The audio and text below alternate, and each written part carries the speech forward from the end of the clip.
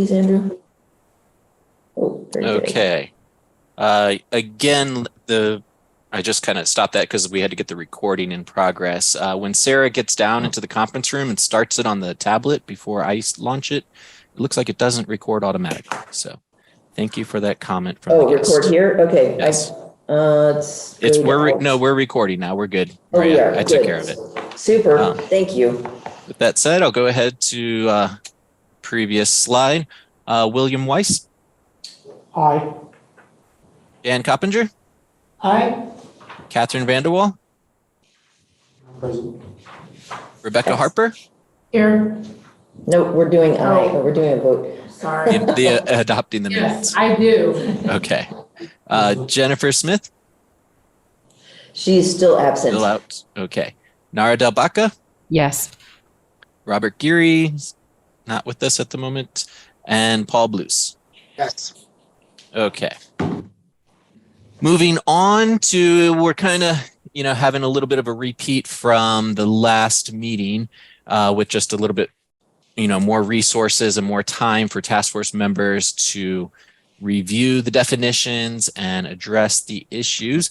Once again, from last time, we were addressing options of choosing specific definitions to pull out and include in our ordinance or incorporating the entire set of definitions, as well as identifying any overlap of definitions or conflicting definitions, and then determining any other state agencies that we might want to include in our definition process, which hasn't really come up for discussion at this point. Everyone who is in attendance and received the agenda and attachments should have had the water board definitions in addition to the DCC definitions that we had reviewed previously. I'm going to pull out of this slideshow and I'm going to pull up the document that Catherine prepared to kind of summarize the water board. Are you guys seeing the document well enough? Yes. Yes. Okay. So at this time, also one thing to mention, we have a new OA3, Office Assistant 3. Her name is Ruby. She was going to join us, but she's out sick today.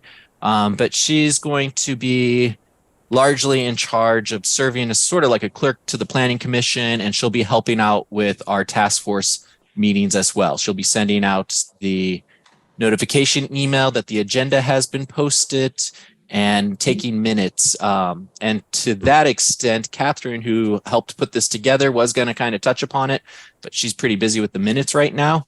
So I'm just going to kind of go through and take a look at some of the highlights that she made.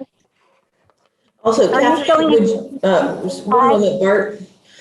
Catherine, would you make note that Jennifer was present at 1:09 p.m., please? Okay, and then I also have her absent for the minutes, and also Jennifer's absent as well.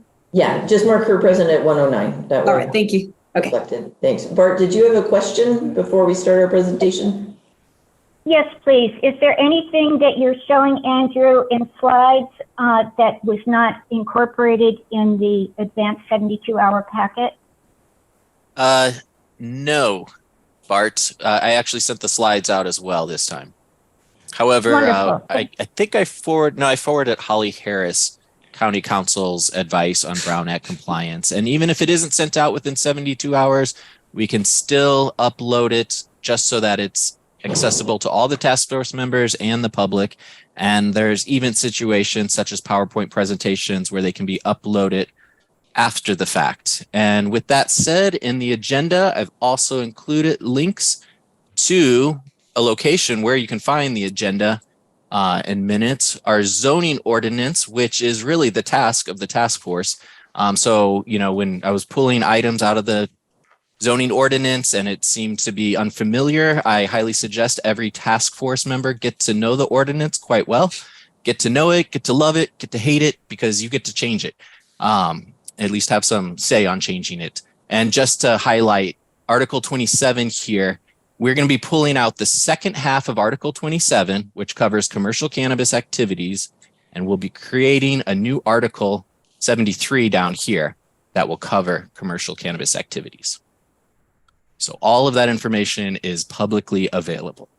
Furthermore, I've included links to our zoning ordinances and resolutions. This is comprehensive, as well as a link in the agenda, and it'll be in every agenda going out onwards, to cannabis resources, where we're going to put some of our research documents. For now, we've got a good start. This page was in limbo for a while, but due to last week's meeting, I made a push to get it up there. You can see every presentation from when we started the task force. Actually, the first couple didn't quite have the PowerPoints in them. But with that said, this page will continue to be populated with the documents that we discuss in accordance to the Brown Act. Going back to the document, water boards versus DCC definitions. It was an attachment in the courtesy email. It was sent out to everyone and it was uploaded to the website. So here we have basically water board, DCC columns with comments on the side. So cannabis cultivation, here we can see the water board's definition over here and the DCC definition. And here are the comments. These definitions are quite similar. However, there is a note that the water board includes activities supporting cannabis cultivation, which would also cover cannabis events from the DCC definition. Moving on to the next one, cannabis cultivation area. You can see the water board definition on the left is a little bit more extensive, where the DCC definition here in the center is a little bit briefer. And obviously, the comment is the water board is more specific. Andrew, I have a question. Sure. Will we be voting on which of these definitions we plan to adopt today? Not in today's meeting. I didn't put consideration on the agenda because I figured this is kind of an ongoing discussion, and Maria had suggested to touch upon definitions, but you know, maybe it would be a little dense to just focus on definitions for an entire meeting. Okay, I was just curious. Thank you. There's also in that agenda, one of the last things we're going to talk about is expectations for future meetings, where, you know, I'm going to leave it up to the task force to really start guiding this. I've been happy to help facilitate, but I think we're at a point where maybe you guys can play a larger role in that sense. So moving on to the next definition highlighted. Catherine has her hand up, Andrew. Catherine, would you like, well, Catherine put this document together, so I would be happy to let her explain some of this. Yeah, so I can jump in here, folks. So I'm caught up in the minutes for the time being, and Okay. I took a look at the definitions here between the Water Board and the Department of Cannabis Control last week, and we don't really have any big conflicts. This document here pulls out just the words and concepts that were similar. They don't really contradict each other. So what you're looking at here in this comparison is just the most similar the most similar definitions they have. And like I said, there's no real conflicts here. Couple things to note. That first one, I put a note that the Water Board includes activities supporting cannabis cultivation, which would also cover cannabis events from the DCC definitions. So some of these you can try and read a little bit more into them to see if they would conflict. So I tried to highlight those. So that would be number 9 under the Water Board. That would be cannabis cultivation. And then in the DCC defs, that would be O. I think for some of these, especially under cannabis cultivation, they don't really have direct correlations. So for example, the Water Board has cannabis cultivation while the DCC has the word cultivation. And so as I was looking through these, like I said, they don't really contradict, but you could probably combine both of these definitions and get a really good, robust set of definitions for the ordinance. So that's more of what I was taking a look at with these, is that instead of saying one or the other, you can actually combine these to make a good set of definitions. So that would be my recommendation after putting this together. So if we want to take a little bit of a look down here on the second page, we have cannabis cultivator, and that would be under the Water Boards on the left-hand side. And we don't have this definition for the DCC, although they do have the words applicant, designated responsible party, licensee. Landowner is defined under the Water Board, but it's not with the DCC. So as you can see, these could be complementary to each other, as they could build upon each other instead of conflicting. Cannabis canopy area was the last one that I highlighted down there. So we have a cannabis canopy area defined under water board, and under DCC canopy area is defined. So it's a slightly different definition because you're talking about the canopy and then expanding upon that to the canopy area with the water board. So there isn't really any conflicts, just I guess slightly different words that can be combined to make some good definitions. All right, that's all I got. Thank you, Catherine. Looks like Nara has her hand up. Yeah, I think the canopy one's going to be an interesting one because that's also where the county differs a little bit because the canopy at the county level is defined for a tax rate and gets even more specific. I think the state one does support what the county's done, but this one, yeah, canopy in particular is going to be an interesting one. I think Catherine's idea. Thank you for putting this together. To combine these at some point. I know we're not considering that today, but because I think there are certain areas of it where I have this pulled up, where we want to have all the definitions, and I think we can just say this definition is per water board definitions. This is a DCC definition. And have them all in there where they may differ at all. I have a quick question. When we say canopy, I always think of a covering, like the tent or something, but in here, it seems like it's just the land where they anticipate mature plants. It doesn't have to be a covering or a Right. greenhouse. Yeah, even if it's outdoor cultivation with nothing on top of it, canopy refers to that area that the plants inhabit. As opposed to like the total parcel size. So Right. like a total parcel and then only this amount of cannabis is being grown, that's a canopy. Okay. Yeah, it's the footprint of the plant material Yeah. as projected onto the Think ground. of it like the shadow even, right? The shade created by the total leaf mass and plant mass that it produces in a given year. Yeah, that's an excellent point. That's how canopy is evaluated. They'll either do a shade test or a drip line test. So the furthest leaf out, they'll drip water where it hits the ground, that's your width. Okay, thanks. There's a term we often use, is cultivation area, which is a more defined part of the parcel, the premise where all of the activities are taking place. So we have cultivation area and canopy. You could think of cultivation area as the farm. Canopy is the fields where the crops are being grown. So Correct, and the state would think of premises as sort of what the county and what they're calling the cultivation area, too. But it's important to have all those in there because they do matter for the way that documents are created and filed with the state.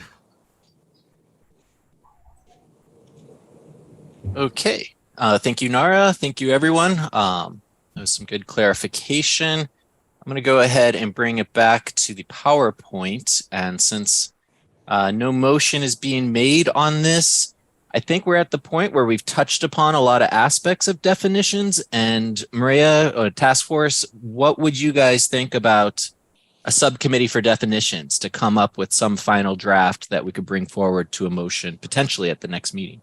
Or I just want to throw that idea out there. I think we're at that point.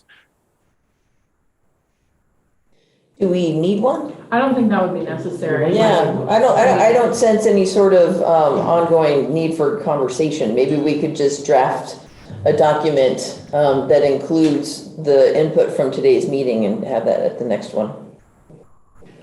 Do we have a consent agenda? Are we?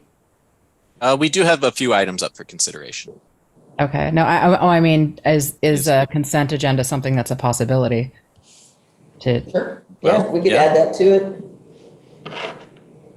I mean, we could add a consent agenda item to our agenda. That'd be fine.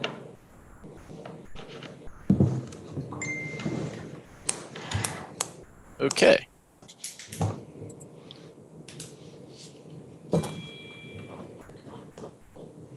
So with that said, I guess we can get into our expectations for the next meeting when we reach that point, and kind of solidify our approach to definitions. But moving on to purposes of various base zoning districts and how they relate to cannabis activities, I thought I'd start this section with this slide here, which again kind of outlines the overall goal of putting together an Article 73, pulling the second half of Article 27 out of Article 27 and creating this. So far, we've gotten through the purpose with the vision statement that can serve that purpose. Applicability and zoning is where we're at next, and this is where the purpose of other zones would really factor into how we are going to approach zoning and what activities are allowed in each zoning. Hey, then we'll, yes. Sorry, right before you continue, we didn't formally ask for any public input on that last item, so I definitions. Hands raised, but just to make sure, let me give the Zoom room a minute or a few seconds to see if anyone needed to present any public comment regarding that last item. I see Betsy's hand raised. Go ahead, Betsy. Thank you, Maria. Yeah, I would just like to make sure that we don't lose any of the authority of the state rules, especially the water board's policy. I think that anything that we try to adapt is kind of beside the point. We just want to make sure we actually use that policy effectively. Thank you. Thank you, Betsy. Yeah, I think that we're going to operate with the assumption that we can always make more restrictive regulations, but we can't make them looser than what is already required by those state agencies. And so our goal here, if I understand correctly, is to sort of streamline and make it more clear moving forward, but not to relax past what is required at the state. But yeah, thank you for your comment. Thank you so much for that. Certainly. Margot, go ahead. Hello, thank you. I just wanted to point out that the definition for cannabis cultivator under DCC assumes the applicant is the owner of the cultivation site. So the task force may want to take a look at that because that seems a little restrictive because there are going to be, as the task force knows, situations where there's going to be a renter or a leaseor, not the owner who's the applicant. That's interesting. Brings up a really good point that actually Patrick Sullivan has had some recommendations as we move forward with the task force from the tax collector's office. They would like to see all the property owners listed as co-applicants, especially since these co-applicants are often in the form of an LLC and businesses come and go, and sometimes they get bought and sold. And when, the applicant is the, leasing the property, and when they disappear and there's taxes owed, it's hard to often address that without having the property owner as a clear co-applicant. So that's something. Well, that's going to take some discussion.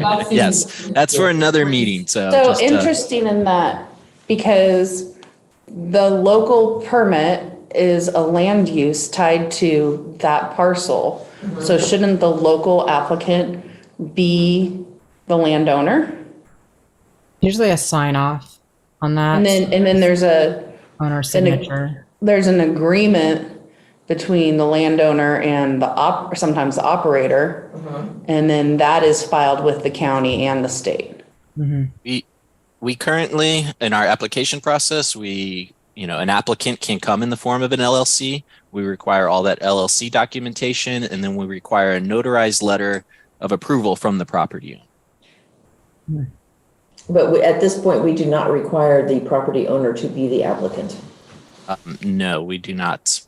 So It's not like that on a lot of development projects. It's not just cannabis. It's like that with any use permit, yeah. Okay. Yeah. A renter or someone leasing land went rogue and went way off the chart and everything illegal, who's responsible? Would the landowner ultimately still Probably be? based on the lease agreement. And it'd almost have to be. That's often in I've seen in a lot of cannabis leases I've seen the property owner has a clause in there about taxes and things like that. But that I don't know, how enforceable that is from the county level, but I know that that's right enforceable as the lease. I would think possibly. Yeah, I'm thinking that if a permittee up and skipped town and never paid taxes, we'd be going for the property owner. Mhm. Right.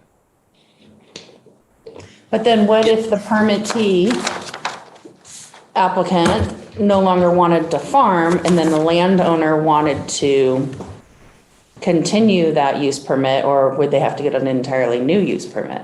That's a question that we've been sort of pondering for quite a while, because I think that we don't have anything clear in our code at this moment to revoke upon request.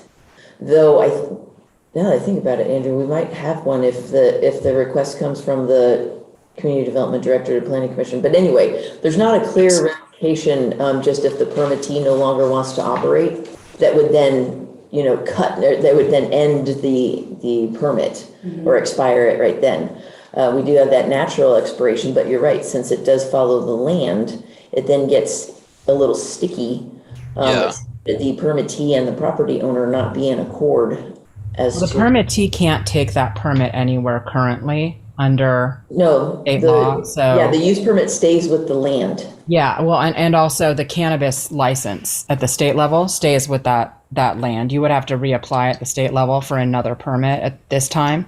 There isn't an ability to transfer permits. There is a bill right now that would allow some mechanisms for that, so.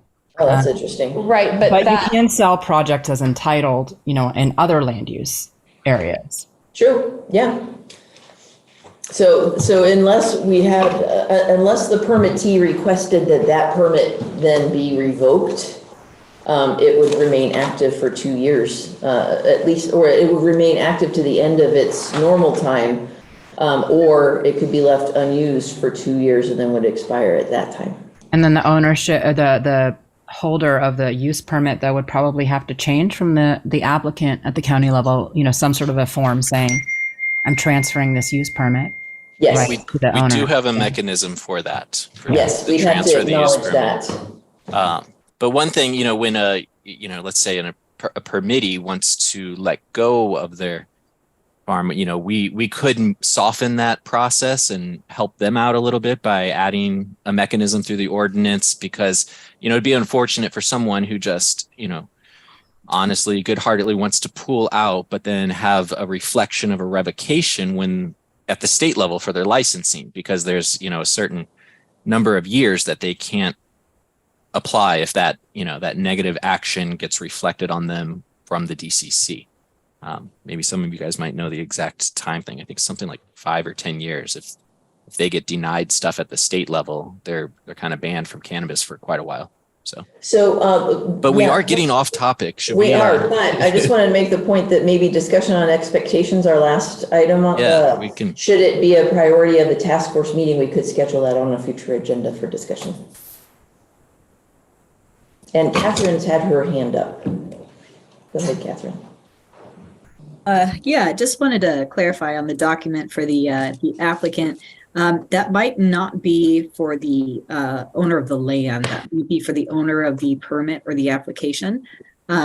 There are several DCC definitions that specify who people are in relation to the application itself. So that might refer instead to the application and not to the land. But we can clarify that for next time too. Yeah, I remember in earlier state regulations, they said they referred to owner as the owner of the permit. Mm-hmm. So I think that's odd that the owner or the cultivation definition will require owner of the land. Yeah, when I put this together, I didn't read that as a land owner, but rather having to do with the permit itself. Okay, so staff will take a closer look at that in time to bring it back regarding definitions for next meeting. Yes. So thank you. Yeah, I don't see any further hands up in the Zoom room, and I'm handing it back to Andrew for that next item. Thank you. Okay, so moving on, again, you're familiar with this outline as we move forward. And let me see, that conversation took my mind in another direction. So again, going back to the review of the base zoning districts and combining districts and their purpose, I think I'm going to go ahead and exit this slideshow because you've seen this. This is a list of our base zoning districts and our combining districts. And then again, it's a repeat of what we covered last week, which I won't go through again. I'm just going to go back to the website and kind of show some clear direction on how all the task force members can navigate the ordinance a bit more clearly. So as you can see here, we have a list of the zoning ordinance. Each article is broken up into its separate PDF. So that makes it a little hard to share the ordinance as a whole, but it allows you to go straight to what you're needing. If you notice, Article 1 is not listed here on the website. That is because Article 1 is the table of contents, and this web page pretty much serves as a table of contents as well. But for any of those zoning districts, base zoning districts that we covered in last week's presentation, that's also included in this week. For example, the agricultural district. Take a look at what ag zoning looks like. You can click on it and it'll take you to a PDF of it. And right there at the top is the purpose. So that's what we reviewed for all of our base zoning districts last week.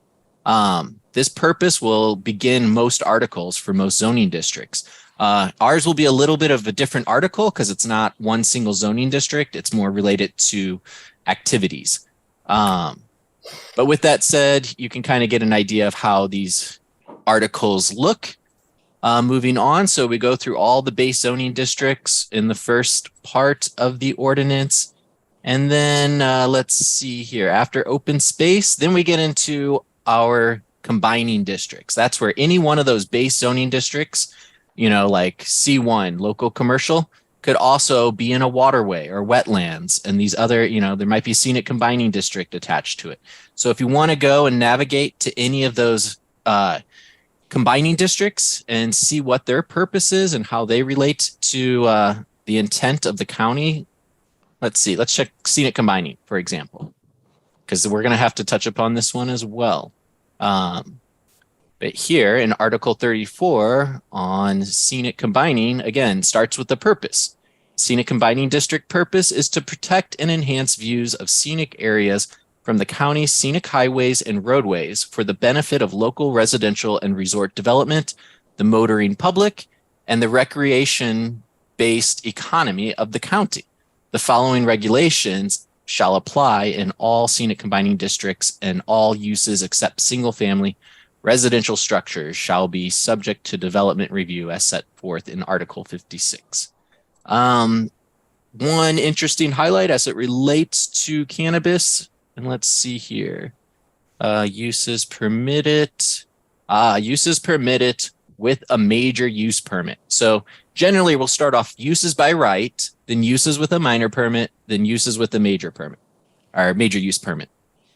Here, if you check out section 3, subsection 3, this is very applicable to cannabis because within a scenic combining district, they're limited to 5,000 square feet of greenhouses, hothouses, and incidental structures. So that has a handful of our projects put on hold. They weren't identified in the beginning. They moved forward with their application. We have one that has 7,500 square feet of greenhouses, and the entire parcel is within the scenic combining district. So currently, there's no way for him to move forward with an approval recommendation. So he's hoping to take part in this task force when we get to that item. I'm in touch with him. So anyway, that helps you navigate the zoning ordinance. Again, this is why we're here, and I really hope you guys can get pretty familiar with this whole thing. And we are happy to help. But going back to the PowerPoint presentation, let's see here.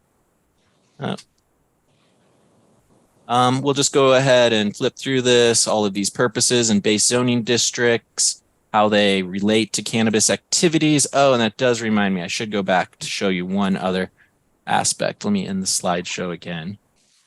Going back here to visit Article 27, which is the focus. Article 27 is completely dedicated to use permits. So it's a clear guide on how to approach uses and use permits.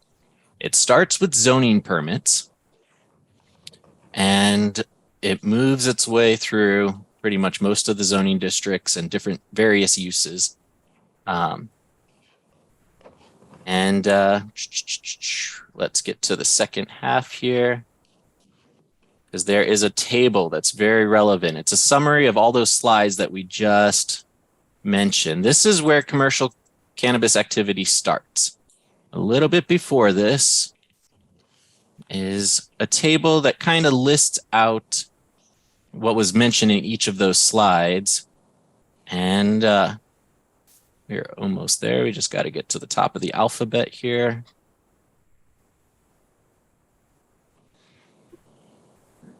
Bear with me. Here we go. Okay. So this table is very relevant as you look at different zoning districts. We have, ag preserve, ag, timber preserve, rural lands, rural residential, suburban reserve, etc. And then you can see the table is marked with either a solid dot, which means that use requires a major use permit, or a hollow dot, which means a minor use permit would be required. And the second page of this kind of gets into general uses that the county allows. It's not really listed here. County doesn't really allow it. And the second page comes down here to commercial cannabis cultivation, license types 1, 2, and 4. It looks like in these zones from ag preserve through suburban reserve, you can obtain these licenses with a minor use permit. For type 3, this is one of our most common licenses. Type 3 is generally 1 acre of outdoor cultivation. You would need a major use permit through this. So this table is very relevant. It's good to know where it's at. It looks like it is on what page number we're at? It's the 84th page of Article 27. We do have Betsy's hand raised. Betsy, go ahead. It's a small crowd today. I think we can. I just want to make a really quick question. Type 1, type 2, and type 4 do not require a major use permit. Is that correct? Those would require a minor use permit. Okay. And all right, I'll save my other question for later. Thank you. Sure. There's a page here that is listed. It's the cannabis page. Here we go. And this is where you can find the presentations again that are uploaded, and we're going to get all of our research docs, and this can serve as kind of a library for everyone involved. But there's also a link here on this page to license types. So I'm going to open this in a new tab, and this can walk you through all the license types. Type 1, specialty outdoor, One thing you may notice in the current ordinance, this sends you in all these different directions. Kind of, you got to go to this page and check this. And even as I do my job, I'm hopping from this place to another place because our commercial cannabis activity within Article 27, it just doesn't read very smoothly, and it's not super user friendly. I mean, generally, zoning ordinances and codes are not always intuitive in terms of navigation, but this one in particular could definitely use some improvement. So. All right, I think that covered everything there. So I'm just going to leave this open. Forgot the key command to start on the slide that I'm looking at. So anyway, with that said, I hope that provides a better understanding of what we're looking at. Before we move on to our next topic, I figure just leave it to the room to open up any conversation or questions or thoughts, or, how would you like to approach these activities? Do you want to revisit that table, revisit what's required of each zone, what activities are allowed?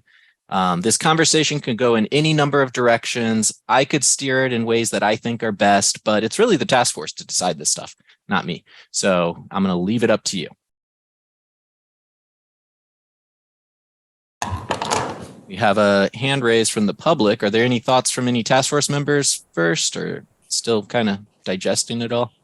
I would stick with this is Jennifer speaking. I would stick with my recommendation from last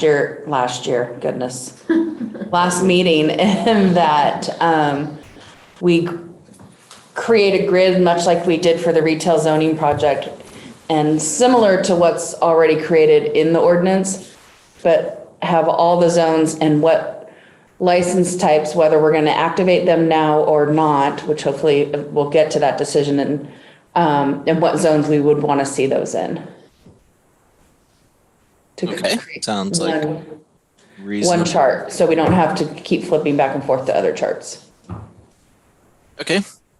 So dovetailing on that, because I think that's a great sort of working outward from the parameters that we already have. Andrew, I'd be sort of interested to know from your perspective, and this may be something to think about for a future meeting, but if you could come up with a couple of different archetypes for different applicants and where they might be able to place businesses of different types within those zoning parameters. And so I realize this is sort of what we'll have to explore in discussing the definitions you were just alluding to, Jennifer. But on the other hand, it'd be very useful for me, someone who's not well-versed in the way that applicants shape their businesses or frame what they're going to be doing within the cannabis industry in Lake County, to get a sense of, this type of business would work here, this type of business would not, or would be extremely limited if it wanted to pursue these different options. Is that making sense to anyone? I don't know. I think that's something we had briefly discussed doing before. Right. So then if next meeting we present the beginning of a table that will have the base zoning district in a column and what is currently allowed, what different permit types are currently allowed, then we can add, after the discussion of the task force, a column for recommended. And I realize this is asking Andrew, et cetera, to put together something additional, but I mean, well, right now it's a pretty simple spreadsheet, and then we bring it back to the task force, and that's where the actual discussion would take place. Do you think it would be useful, as Maria mentioned, to have that chart with the base zoning district and the license types that are applicable in those districts, but then like what that license type kind of equates to? Well, let's go ahead, Jennifer. Yeah, just see, I think so that everybody knows what the license types are available and what that means. What you can do with that license. Yeah. Right, that's kind of what I'm looking We could have, well, that would kind of be our license types page. So we could just have that as an attachment to keep the spreadsheet concise. You can do that. That work? Okay. It is helpful to see it, I think. I agree. Together. Yes. Yeah. And not only that, but Andrew could also put a slide of our zoning maps. So you can kind of see where those zones are. We did have Paul, but it looks like he took his hand down. So we'll go to the, there's Nara. Go ahead, Nara. Yeah, I think you covered most of this. I would suck in the, wanting to see, the full zoning map, and where cannabis is currently not allowed, if there's areas where, we may want to potentially look at allowing for certain license types in those areas as well. So I think we've talked a lot about where it's currently permitted, but not necessarily in some areas where it isn't permitted and at all. If I could make a recommendation that we start with base zoning districts and then have a separate conversation regarding the different ways of the different exclusion types. Mm-hmm. That I think might help it move forward more efficiently. Okay. But you're right. Have an exclusion zone conversation. Exactly. Yeah. Okay. And then, well, I'm going to go back to this slide here. And it's kind of where you start off with applicability, the broader general idea of where these different uses are allowed in different zones. And then you get into how they're permitted through zoning clearances and zoning permits, which we don't talk about often, but they are quite relevant with adult personal use and medicinal use. We do issue those for non-commercial activities. But again, once we kind of set up where it can be, and then we can start, carving away at that with exclusion zones as you move forward. So looks like we have another hand up in the Zoom room. I think that might be. Yeah, let's go ahead. If we don't have any further task force questions or comments, we'll move up to open it up for public input. I don't see any here, so go ahead, Bart. Thank you so much. Can you hear me? Yes. Thank you. Yeah, I am not clear, and I'm having a migraine today, so excuse me. From the last meeting to this, where things were left about the discussion of exclusion zones, and when specifically can the citizens of Lake County have be aware that this is up for discussion and what the possibilities are. And I'd like to say something to the elephant in the room about representation. Representation was intended by the Board of Supervisors to have a representative for South County and a representative for North County. In the recent Middletown area town hall, Monica Rosenthal said that she was encouraged to not contact either of those representatives to open conversation between the town hall and the task force. And so I see as a complete, it's been left out and needs to be addressed. How will the overall well-being of the county and the citizens be addressed evenly? The Board of Supervisors did intend that for the makeup of the task force. But as far as I can see, the two representatives really just speak for themselves, and there is no link to communicating with them. Permission to speak? Sure. As one of the county regional representatives, I've been in touch with a few different folks who are, the wrong word is constituents, but nevertheless who live within the given area that my seat is intended to represent. I've been in touch with those folks via phone, I've been in touch with those folks via email. It sort of depends what issues are pending on the agenda, but I have literally carved out time each week, usually around the time that the materials are circulated from your office or from Andrew's office.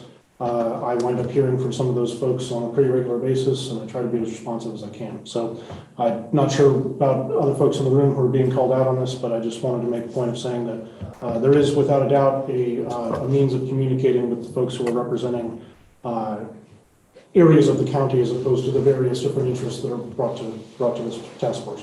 Barb, also to dovetail on that, I would encourage anybody that that would like to give input if they have agricultural interests to reach out to the Farm Bureau as well. I know that may be applicable in the situation that you have brought up. So. And I'm Jan Coppinger. I was asked to speak at the Middletown Hall, and I cannot represent an entire task force. I cannot speak for a task force. I wasn't comfortable going and doing that.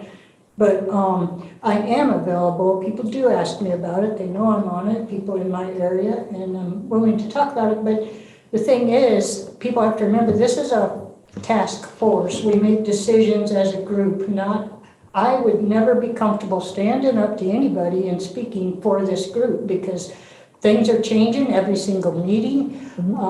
A lot of the questions I have got have nothing to do with legal cannabis. They're all about the illegal cannabis. I can't answer anything about that, and I'm frustrated from hearing about it. And that's kind of where I stand with it. I'm open to talk to anybody, but I'm here not to satisfy individuals. I'm here to look at the county as a whole, make sure we protect our water, protect our environment, make sure we are fair to these growers and let them succeed. That's my objective. It isn't to hear every little complaint about illegal grows and everything else that I've heard about. But I am open to talk to anybody. I just will not speak for the entire task force. Staff. Thank you very much. How Yeah. do citizens reach either Jan or Will? Right, they Yeah. just spoke. She asked how to reach them. Oh, Speak up at this meeting under public comment. I would also be more than happy to have, I think it's included on the email list, but maybe that's a blind copy situation. If the task force's contact information should be reshared periodically throughout the course of these meetings, it's certainly available to the public as a part of how we applied to be a part of this task force. I'm certain of it. The So, applications are public. those applications are public. That's how my phone number and email became public immediately upon being named to this task force. And I am in no way objecting to that. I'm just saying that there are means of reaching us. And if it were prudent, I would read you my email address right now, but I'm not going to bother. Andrew? yeah, I just want to speak on, one follow-up thing. Bart, I'd be happy to help get the contact information you're requesting. And also, I was at that town hall meeting. I spoke at length about concerns of cannabis. And when this issue came up, I did, mention that this is really a question for the Board of Supervisors. They formed this task force in the way that they thought was best, and as you can see, we added a seat for the fire districts when it came to their attention that they weren't represented. So I mean, Bart, if you had these issues about the town halls having a seat, I think you could bring that to the board. So. No, I think that, during public input or whatever, that would be fine. However, I also wanted to clarify further that so far, as far as exclusion zones go, we've actually only talking about exclusion zones. It'll be listed on an agenda just to make sure. So Bart, you're not going to miss out on that. When we do start talking about it in order to form a recommendation, it'll be clear on an agenda. So you won't be blindsided or anything on that one. Additionally, it is more appropriate for staff to appear and visit town hall meetings and town councils, and we are perfectly willing to do that. But at this point, I agree with Jan. It's not appropriate for one member of a task force to start visiting different town hall meetings. But so we'll just stay with the process that we do have, which is send an invite over, and Andrew and I are willing to appear with an invitation. Okay, thank you for your comment. I don't see any other hands up. Bart, your hand's still up, so you might want to put that down, and we're going to move on. Okay, next item. Now on the agenda, this was a consideration on Ordinance 3101 and 3103, both of which were attached in the courtesy email that went out, and the agenda provided links to locations where you can find this information online. As a general summary, Ordinance 3101 is a general order for commercial cannabis cultivation within proximity of the farmland protection zone, be indoors, mixed light, or in greenhouses with air filtration, and then there's certain language for vegetative screening.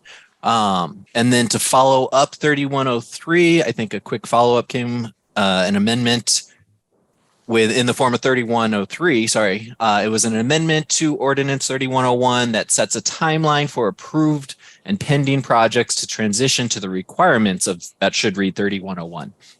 With that said, that timeline was generally 2 years or no later than May of 23rd. Let's see, I have it pulled up if we want to take a look at it. May 21st. May 21st of 2023. Yeah. So it is in here. There we go, right there. With that said, that is obviously approaching very fast. Again, I did not have the time to get specific facts and figures on these, but just understand we have just a handful of approved projects that fall into this category. Of those, 1 or 2 are in compliance. A couple have not been able to do this. A few others are facing recommendations of revocation due to violations. And then we have a larger chunk of pending projects, which while they're still pending, they can amend their application. But with that said, a lot of these are going to kind of going back to the PowerPoint. Basically, a lot of these projects and the requirements that this ordinance set out might be affected by the changing state regulations and the way this task force is addressing those state regulations, such as hoops for outdoor cultivation. With that said, as the task force adapts to, let's see, I have some, well, that's the next one. As the, basically as the task force updates its approach to some of these issues that are changing at the state, you guys might want to vote on an extension of this as a recommendation to the board. And I will leave it to open up for conversation at this point.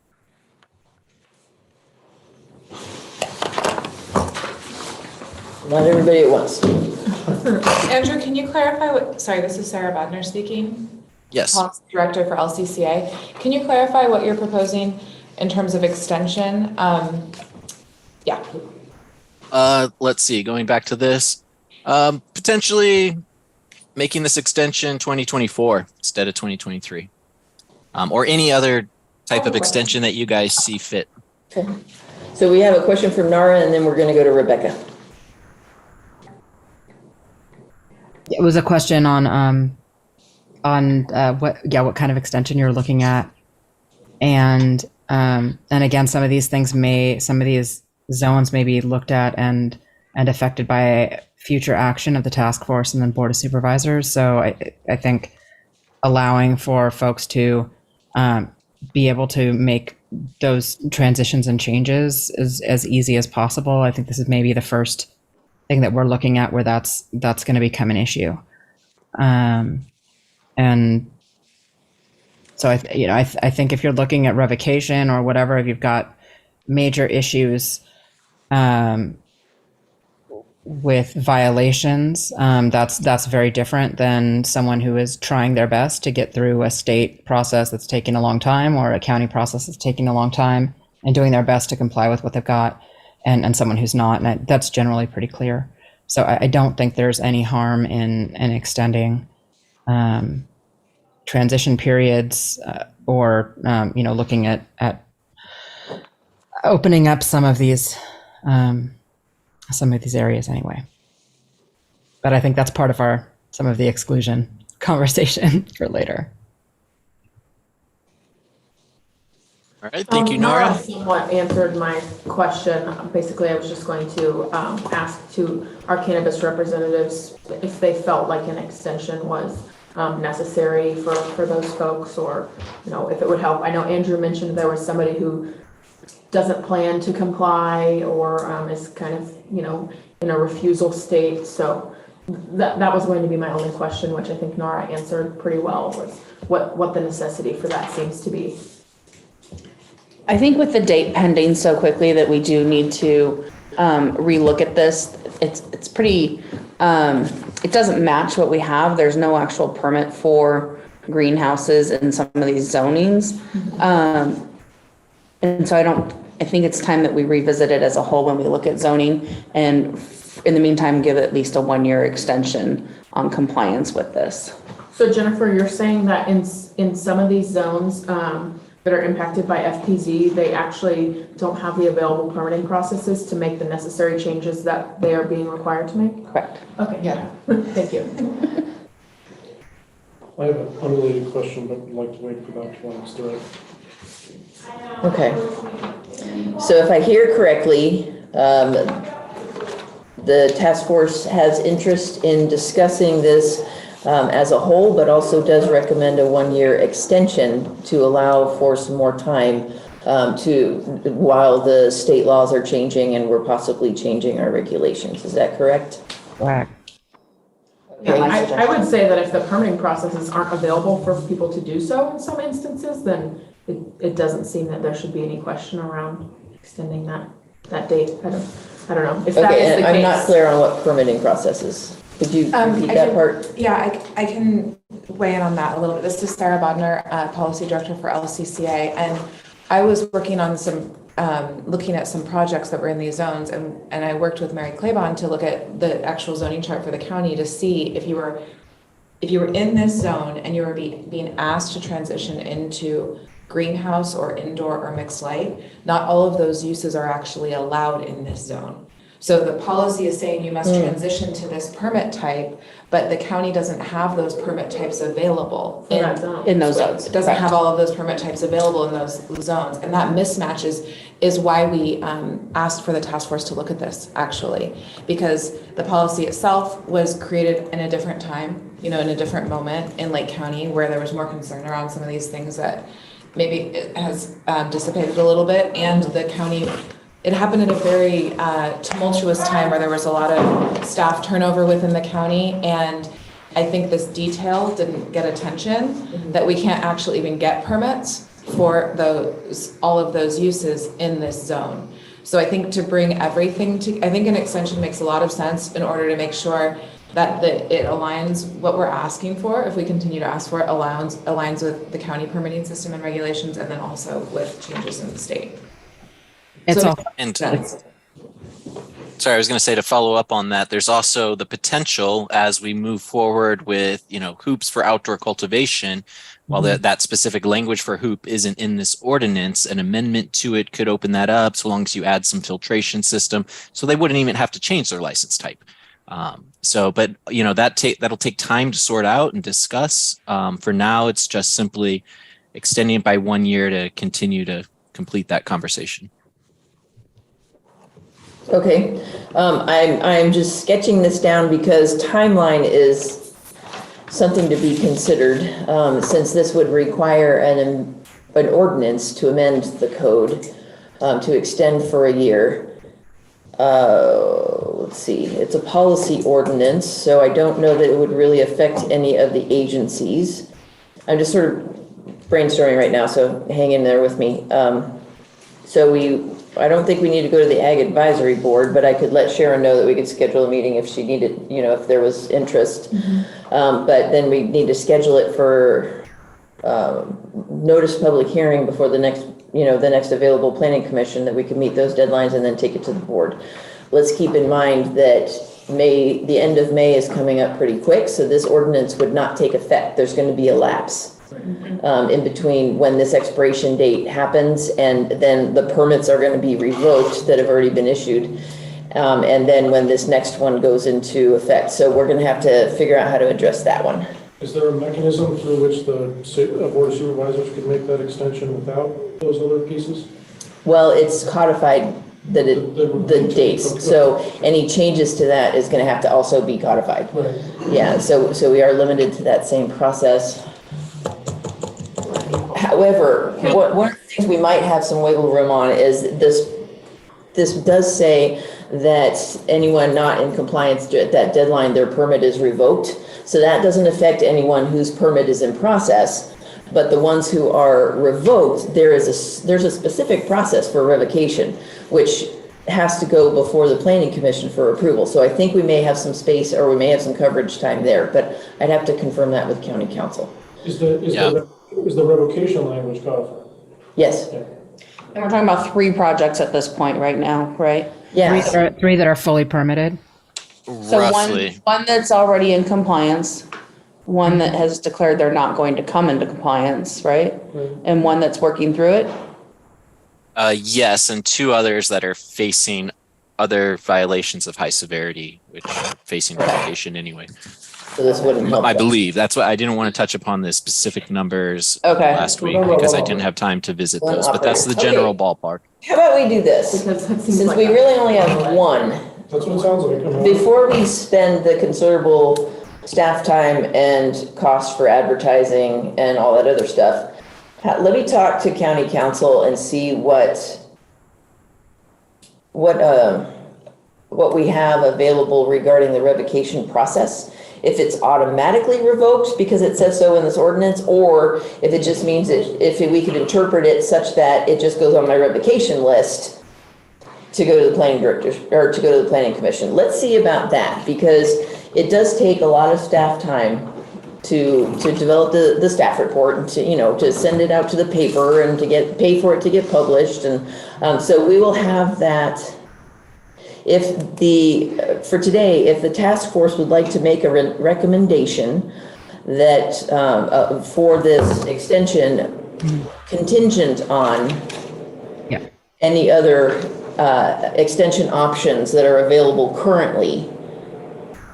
Yeah, I think we keep the clock going at least that way. Yes. And allow for other better mechanisms from the Yeah, but if we've got extra time past this deadline just because of the revocation process that's required, then it really kind of takes the emergency out of it, because everybody who's got a permit in line or processing, is not done yet, so they're not affected.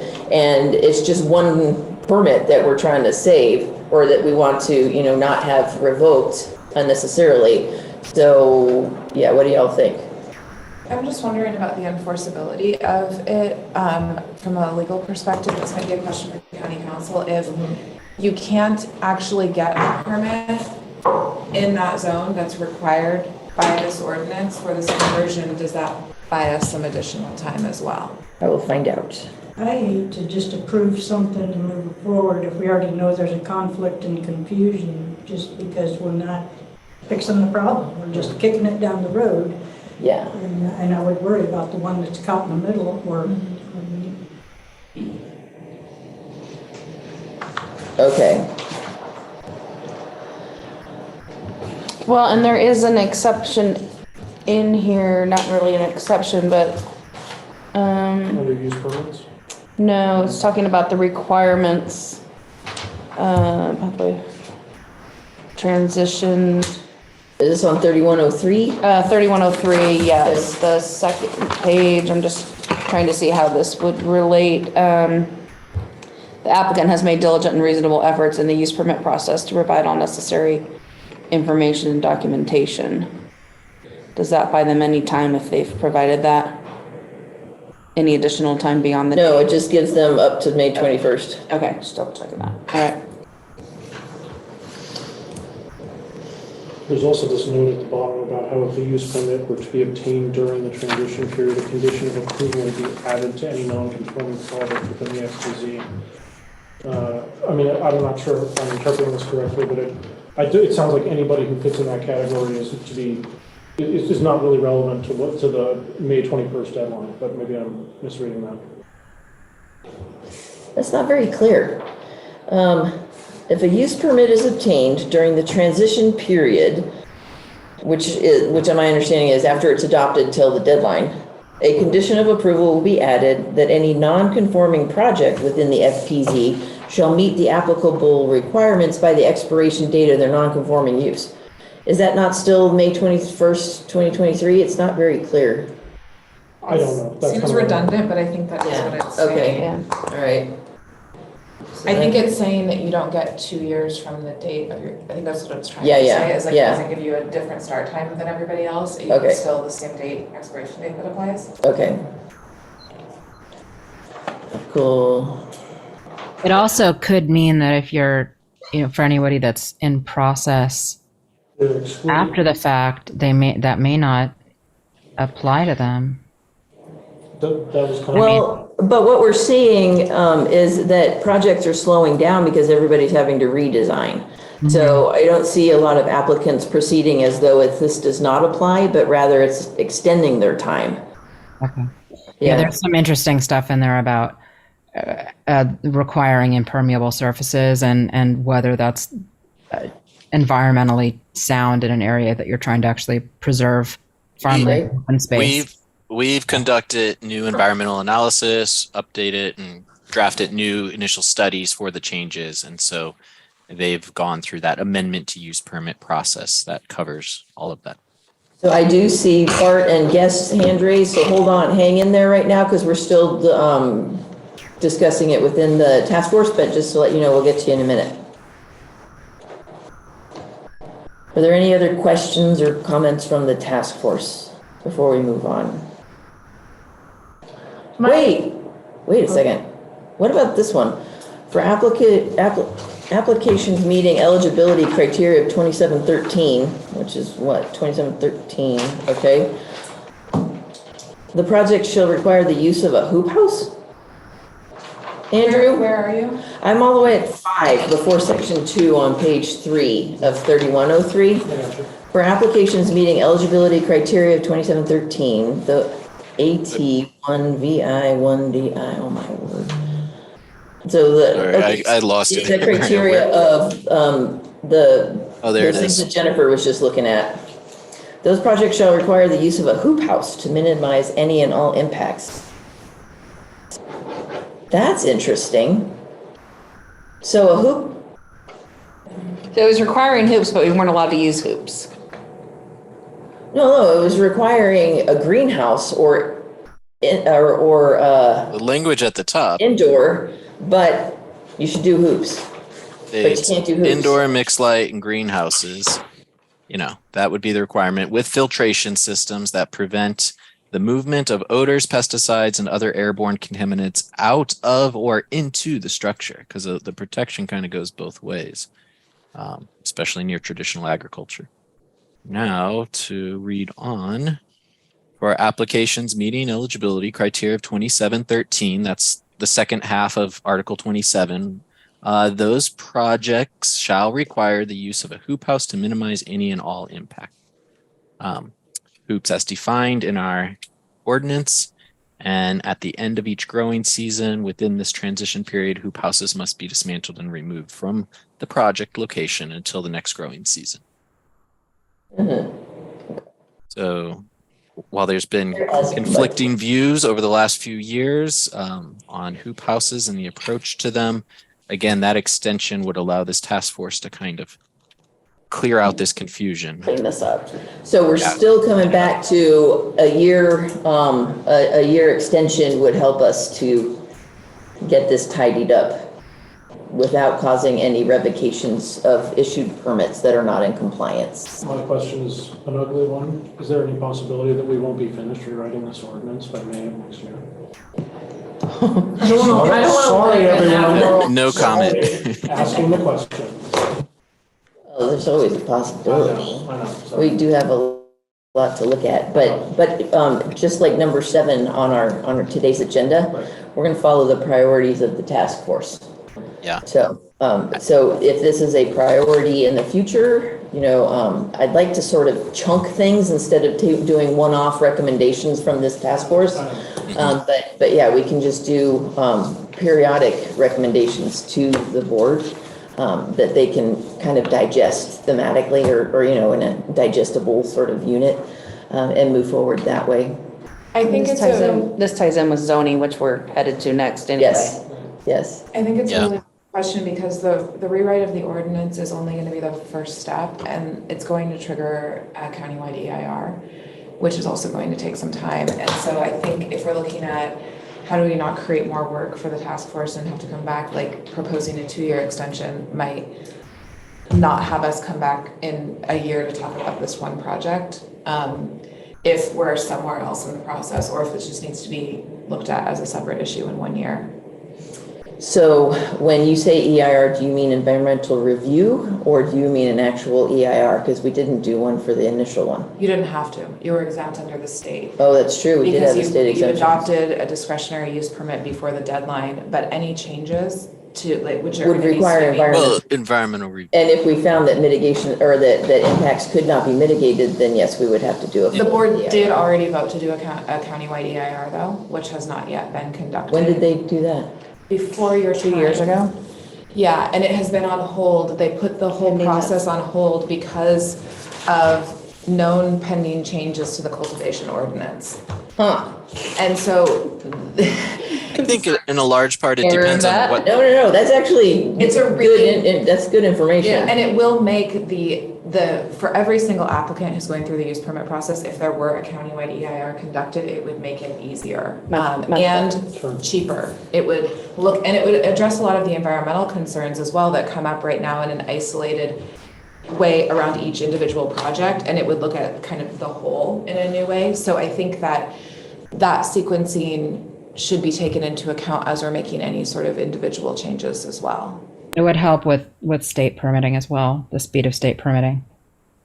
Well, yeah, I've been having discussions with various supervisors regarding programmatic EIR and the benefits that would have. I had no idea that the board had discussed it a couple of years ago, so we'll go back and find that information. It was right around the time that we were talking about this, actually. Right around the formation of the task force? No, it was, no, sorry, the FPZ. Oh, right around that same time? Yeah, So it it'd was be the like spring anywhere- 2 years ago, yeah. So this was December, January, January 2021. It was between then and April, because of this one, the amendment got adopted in April. Okay. Just like, Well, we will find that information for future reference. Are there any other questions that the task force has on this specifically? If not, I'm going to open it up for public input. Go ahead, Bart. Thank you very much. Can you hear me? Yes. Thank you. I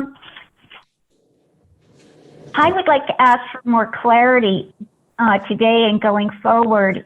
When you're talking about deciding whether there's a 1-year extension or a 2-year extension, that whatever the matter is that the task force says is the decision or is to be decided, be printed, presented on the following agenda, and that it be clear what is and is not being pushed forward and what the effects might be.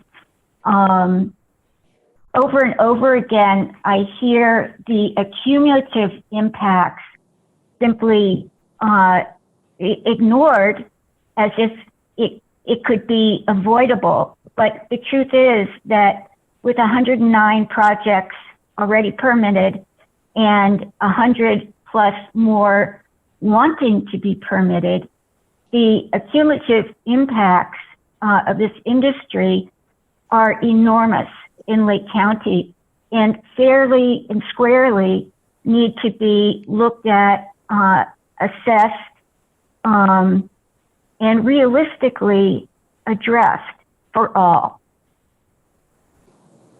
Thank you, Bart. Guest, go ahead and unmute.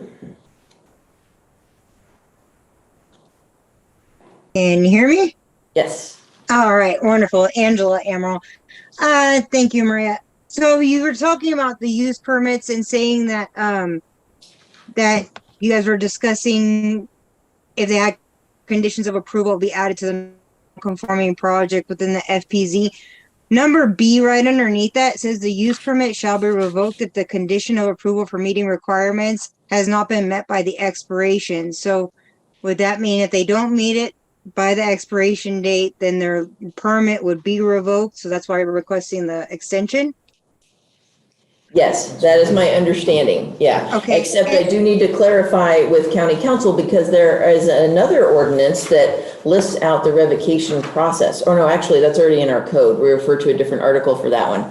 And so I need clarification from county council to figure out, are they just revoked as of May 22nd, like automatically, or do they need to go before the planning commission, which is our code? Okay. And then just two more things. You guys were reading that the hoop houses, and that said within the transition period. So would that be hoop houses until the expiration of 3103? Yes. Yeah. Okay. And then my last one would be if we're going to amend 3103, should it be amended to remove the whole portion that refers to early activation, since we don't have that anymore and it just adds more confusion? Yeah, that's just, it's already been rescinded since then, so that's not, I don't think we need to worry about that. Okay, thank you. Thanks, Angela. Here's Yeah. Article 60 where a revocation process is laid out for anyone interested. Article 6, thank you, Andrew. Betsy's hand was up, but I guess you put it down. Okay, so we'll bring it back to the task force. What do we want to do? Can somebody? I like your idea of moving to recommend that we extend that deadline 2 years contingent upon what you discover with the revocation process. In fact, I'm willing to recommend that we extend the, yes. And can I clarify that essentially what you're going to determine about the revocation process is if there's any wiggle room, for lack of a better term, with respect to the revocation of the single permit, that it would be out of compliance after May 21st. Does that sound correct? Everybody else listening? Yes, no?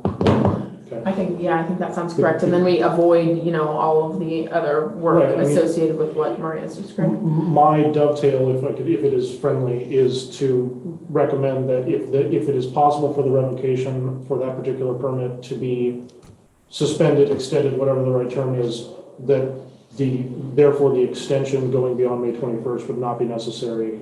Are we? That would be the contingency of the Yes, okay. recommendation. Just to add something, it's potentially a handful. There's Right. Yeah, more so I'm looking either at now, any but it could applicable potentially permit. grow. These numbers change constantly.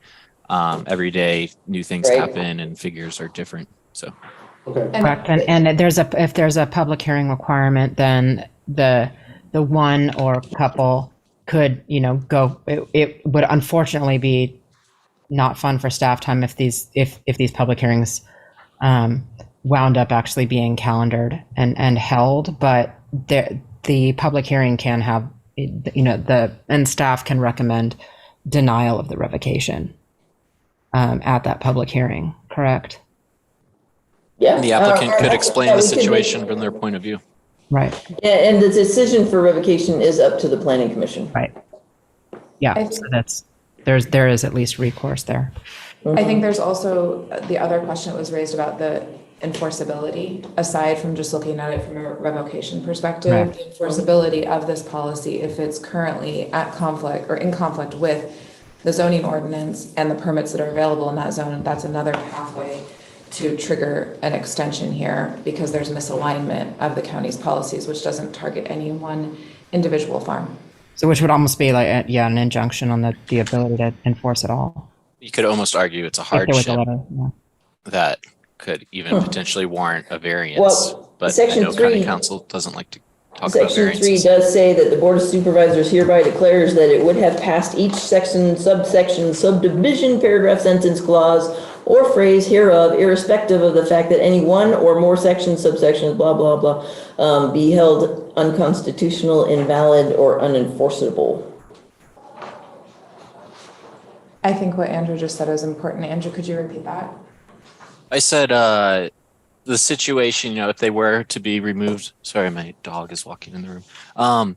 If they, were to move forward with a recommendation for revocation, the applicants to a certain extent could, present their case that they're facing a hardship, which could potentially warrant a variance. However, this county doesn't usually go down that road. I think there's state environmental concerns that have to be applied with variances, which we don't often see here. Again, County Council would have to weigh in on that, whether it's appropriate or not, but Yeah, and that's all. That would all be subject to that public hearing if you actually got to the point where the public hearing were calendared. So if I could distill that into a motion then, from what Rebecca was saying, if I understand correctly, was to make a recommendation of an extension of 2 years if the revocation is automatic per this ordinance and not following Article 61. Or is it 60 or 61, Andrew? 60? sorry, I'm muted. It's Article 60, yes. It's up on the screen right now. Is that correct? Did I get that right, or? I think so, yeah. Okay. And then, but the enforceability is a side issue. That's just a conversation with County Council. I think that you're looking at the applicability of this ordinance through two lenses, which is there a way to maybe delay the revocation of a permit? And is the ordinance even valid and enforceable as written? I think both of those things should be looked at, and either of them could trigger either an automatic extension or the need for a rewrite of some policy. Right, but what I'm clarifying right now, because that's a bigger ask from County Council. So, but what I'm addressing right now, or what I'm hearing from the task force so far, is that we're recommending an extension of 2 years if the revocation is immediate and not following Article 60. Because if it follows Article 60, there's not a timeline that I have to have. But it is also an opportunity in a notice public hearing for the Planning Commission to hear the reasons for this revocation and leave it up to them. And then you would have to be connected to somebody at the state if a revocation was automatic as well, because that would go automatically to the state and could have some pretty negative negative unintended consequences for the few folks that were affected. Yeah, some of these folks do have other projects in other counties. Immediate, and that there's some sort of work through for the one permittee that this would immediately affect. I guess what I'm raising is, I follow everything you're saying. Is it even legal for you to revoke the permit if it's not possible for the applicant to comply with the terms of this ordinance because you have no legal pathway for them to do so? Valid consideration. Yeah. And I think if that's presented in the public hearing, that's something that most people are pretty sympathetic to. I mean, across the board, right, there's some convoluted permitting that occurs sometimes, and so I think that would be. Got it. Okay. Okay, so we have a recommendation or a motion from Rebecca that the task force extend or recommend to the board an extension of 2 years of this deadline or this expiration date if revocation is immediate and not through Article 60 process. Seconded by Will. Is that a second? Yep. Anybody else wants? Okay. So we have a first, and we have a motion and a second. Andrew, would you do roll call? Roll call. Thank you. My words Yes. are leaving me now. William Weiss? Aye. Jan Coppinger? I have to say no. Catherine Vanderwall is not here. Rebecca Harper? Yes. Jennifer Smith? Yes. Nara Dalbaka? Yes. Robert Geary is not with us. And Paul Blues from the Fire District. Yes. Okay, thanks, everybody. We're going to move on to number 7, discussion on expectations. Well, it says for the next cannabis ordinance, but it's for the It's cannabis. supposed to be Cannabis Task Force. Ordinance Task Force. Let's go ahead and put this. Go ahead, Andrew. Oh, sorry, I started from the beginning. Yeah, this was just kind of came out of expectations from last week, and I kind of caught some of you guys off guard with some of the topics, which is not my intention. So as a method to kind of plan a little bit for moving forward, task force members deciding at the end of each meeting what they want to focus on in the next meeting might be a good idea, something for you guys to discuss and decide. And a potential for a rotating role of a task force member leading the conversation and leading the topics, that, there's 8 seats and you can take turns every 8 meetings. You play the lead role and lead the conversation and the presentation, or any other thoughts or considerations brought up by the task force members. I bring this up to avoid a situation like last week, and also to just keep you guys informed on our end, as the Cannabis Task Force or Cannabis Program Manager, overseeing all of our pending applications is kind of more than a full-time job as it is. And we're heading into our annual inspection season, which is another full-time job of its own. And so that on top of the task force, it's going to be a little tricky for staff to kind of keep up with some of these items. That's why I was hinting at maybe the idea of a subcommittee to take some of these issues on themselves, just due to some of the resources. So thought I'd bring that up for your discussion and conversation. Andrew, I think I understand kind of the reasoning here, but I do think much of what you've described seems like an internal county staff discussion on workload and other things, and not necessarily a consideration of the task force. So I think that we had previously discussed kind of rolling through the ordinance unless we felt there was something pertinent, right? Which is what we've been doing so far, I think, unless, something else comes up. So I think we've been doing somewhat of a good job with that. I myself would not, am not open to the idea of leading a meeting or the presentation. I don't feel that I have the knowledge base or the time to do that. So I don't know how anybody else feels, but I will step out there with that. I will just simply volunteer that while I do not feel qualified to present the way that county staff does on these topics to get us going on the discussions, I would be more than willing to make time to participate in some sort of separate meetings, including an ad hoc task force or whatever we're calling these committees. But I just, I can make time for a committee. I would probably run us into the ground if I were held responsible for presenting the facts the way they need to be presented to get us going on a discussion. So. Okay. I do want to follow up to Rebecca's comment that it's it's not necessarily a workload issue. It's also questioning of, am I taking too much of a role in leading this conversation as a single person who's not even a task force member? That is something that I worry about myself, to be honest with you. I'm here. I got you, Andrew. Yes, I know. But I appreciate. The board did require that we do provide administrative and staff support to this task force. I am actually, given the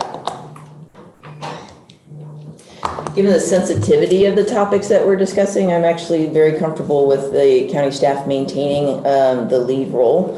I think that we've been working very well so far as creating ad hoc committees when needed. And I have appreciated the input from LCCA regarding priorities and things, because I think that is helpful to the whole task force as far as helping us to figure out things in a timely manner that helps our legal permittees, so or our legal cannabis business owners.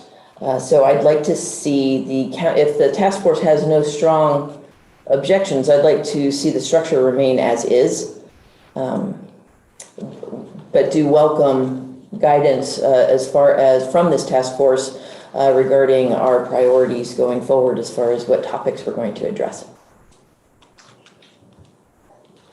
So I would like to, Jennifer. sorry, Jennifer Smith speaking. The LCCA and the cannabis industry are always willing to do a lot of the legwork and research to present, because it is kind of we're the subject matter experts, and we're coming to this task force that's made up of citizens and other government branches and regulatory parts of the county. And so there was this comment, sorry, that was stuck with me from last week, that somebody called in and said that they expected more controversy from this, and everybody seems to be pro-cannabis on this. And I feel like there's two cannabis representatives, and that we just happen to have a very good dialogue with the task force. And so I don't want it to appear that like we're always presenting, which is why I don't want to go to a structure where we would be. I think that we can provide the direction and education about what we need to farm versus being told how to farm from bureaucracy. So we're always willing to do that legwork. We're always willing to participate in ad hoc committees and bring that documentation forward for us to all talk about.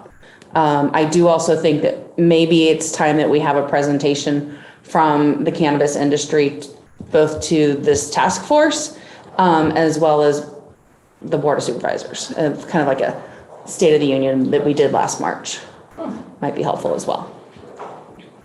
Because I think, this was written prior to state regulations. And so there's a lot of things that just aren't relevant anymore that are handled at the state level.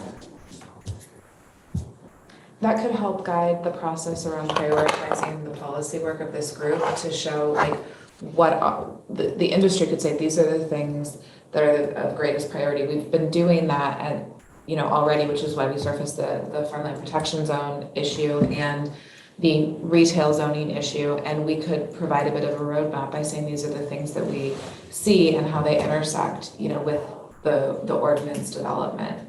I think as a next step, one of the suggestions that was made earlier in the meeting would be a really practical meeting agenda, which is to look at a chart of the zoning in the county and which licenses are currently allowed. And that's something I would be happy to help work on. That's part of my scope of work as policy director, is to work on these things. And I could work with Andrew to create that chart or create a draft and give it to him. So that's something I'm happy to volunteer. We as the industry understand we need to help with the homework.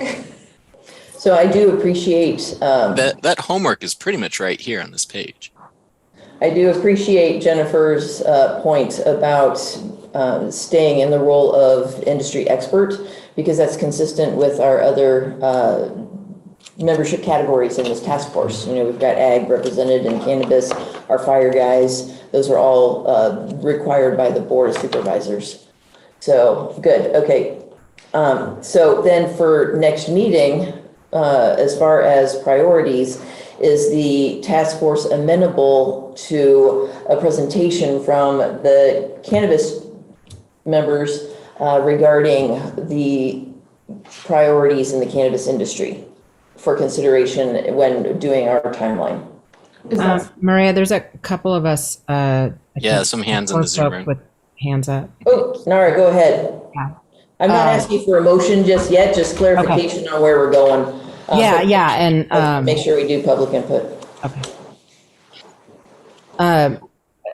I agree. We are two members of an 8-member task force, and I think that it's hit a nice groove now. I think that the other 6 members have been very open to getting educated about this industry and how heavily regulated it always is. I don't think that this is a pro-cannabis group, and I don't know that the other 6 members of the task force would consider themselves as pro-cannabis. Although I do think that there is a lot of learning about what's licensed, what's unlicensed, and what licensed cannabis has to go through in order to be in order to exist in this in the legal industry. So I appreciate, Jen, you bringing that up. I don't think that on any wine task force you would you would have just two members of that industry there. I really do appreciate the openness and willingness to listen that are the six folks who aren't subject matter experts are dedicating their time to cannabis. This is what we do every day, but they're also dedicating their time to cannabis and are on a steep learning curve here. And I really appreciate their work, and I don't think we should downplay the fact that we already have two community members appointed, and they're doing great work. And with that being said, I just want to say I'm happy to help serve on any subcommittee or with any other external work or answer questions or anything like that comes up. So that's what I got. Thanks, Nora. All right, let's open it up for public. I have Jan. one question. I like the idea of a presentation from the cannabis just because it is educational. I have a lot to learn.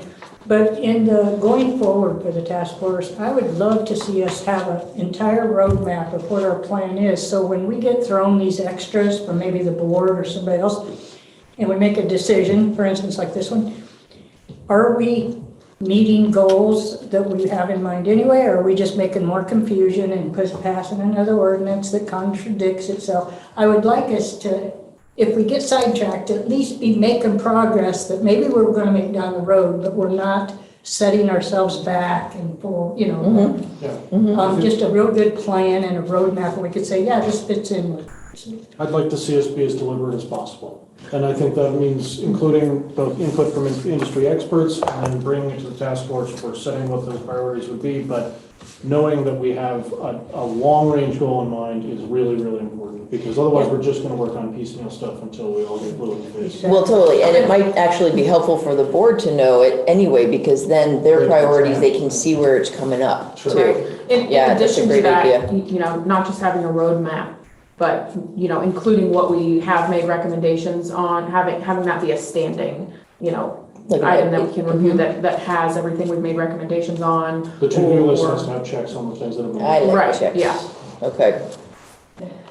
All right. Sometimes I put checks on stuff I've already done. I feel good. Yep. It's gratifying. Sometimes we come back and revisit them. That happens too. Okay, so if we're done being productive in the task force room, we're going to open it up to public inputs. Bart, go ahead. Thank you very much. Can you hear me? Yes, we can. Thank you so much. Something that I'm not clear on, perhaps everyone else is where are we at in terms of what the state is currently in process of changing, considering changing, and what's the timing of that? So I'd like to hear not just a presentation from the cannabis industry, but an overview for us from the state about what state regulations currently are, what is being seriously looked at as changing possibly soon, when those changes might be, so that the task force can have an understanding of whether just, I think Will was just saying, are we, just making extra work for ourselves unnecessarily, how to be appropriately in step. Thank you, Bart. Go ahead, Betsy. Thank you so much. My comments are related to Bart's, but also I want to I'll ask you separately, Maria, about this, but the issue of the cumulative impacts and the overall programmatic EIR, which I understand the benefits of, but I've also seen the pitfalls. I definitely see this as a piecemealing process, and the integration of it. I want to give a lot of appreciation to the task force and to Andrew and to everybody that's participated. This is not easy, and everybody's really working hard to bring this together. But I personally do not feel that the issues related to cumulative and specific impacts to the environment are really well addressed. It's all about zoning and overlays and setbacks and all that kind of stuff. But we have some serious water issues here. We have serious fire protection issues. We have the grading permit process being ministerial, and how whether that is actually enforceable. There's a range of those broad issues that I think are really important. And ultimately, I believe we need a policy in the general plan. We need an amendment to adopt that EIR and make reference to it in the various sections of the plan that are impacted by it. Thank you.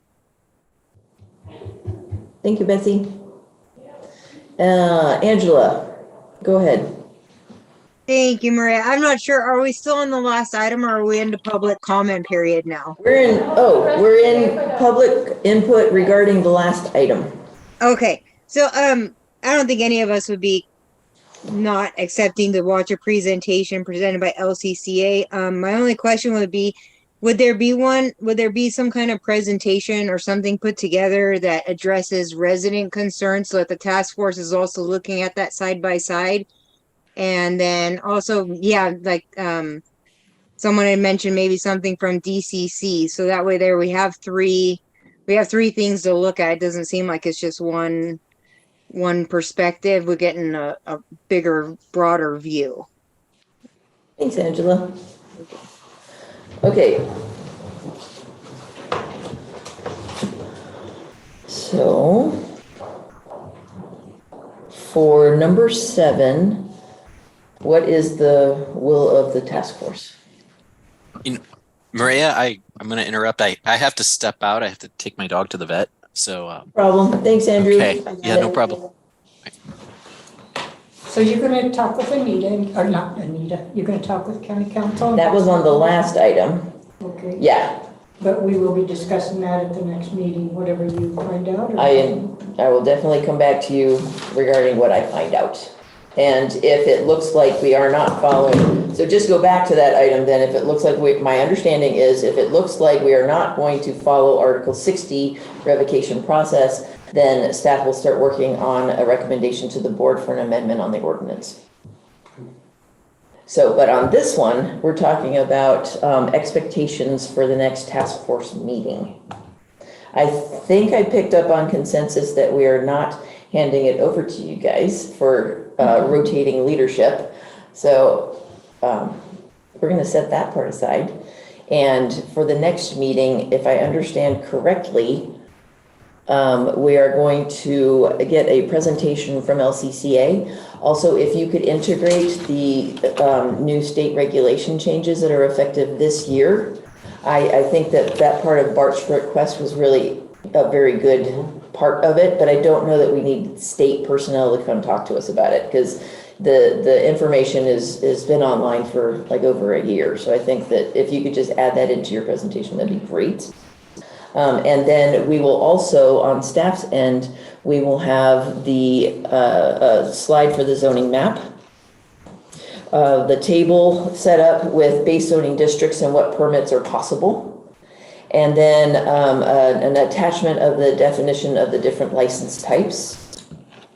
And if we have time, we can add in an exclusion zone discussion, but I think that that's probably going to max us out for that day. But I do like the idea of keeping the exclusion zone conversation close to the base zoning conversation. And this upcoming task force meeting will be on May 8th, correct? This is where I need Andrew. Hold on. Because we kind of had some We did go back to back. scheduling. Yeah, I think we're back to every other week now because we met last week and this week, right? So we're skipping the next week. This wasn't just a special meeting. We're kind of alternating. Catherine, do you have any idea? Because I It's on don't. my calendar. I had it set up as a repeat, so I believe Right. that is. Yeah, we're back to 8th. skipping weeks, so we won't have one next week, but we will have one the week after. Yes, May 8th is our next meeting. Okay, did I get anything wrong on that part, or do I have consensus from the task force that that's our next agenda? Sounds good to me. I think that makes sense. Got it. Okay. Alrighty, I think that's all. Oh, we have Public comment, we have public comment. general. General public comments. Go ahead, Angela. Thank you again, Maria. And I hate to keep harping on this, but can we get a reasonable time frame expectation for when videos will be uploaded? Should we like 3 days, 4 days? The last one still hasn't been uploaded, and I I don't thought want it to have had to keep been. emailing. I thought Andrew said that it had been. I didn't see it yesterday. I can check again, but just so I mean, I know you guys are busy and I know people ask for it, so if we could just have a reasonable Right, time. yeah, and we don't do the uploading. We kind of depend on Sam, who's not actually an employee, so he's here, he's like an extra help employee. So we're sort of dependent on his availability as well. But let me talk to Andrew and I'll get back to you on that, Angela. Okay, thank you. Yeah, sure. Sorry, I don't have a better answer. No, that's fine. It's just if we know it's going to be 3 days, and I won't ask for it. Yeah, well, one good thing is that with the transition of the county website, we're finally getting our Cannabis Task Force page up and running and actually, put in a lot of the content that we needed there. So I was not aware that the last meeting video wasn't available. I thought that everything was available on the website. But follow up with Andrew. Thank you. Sure thing.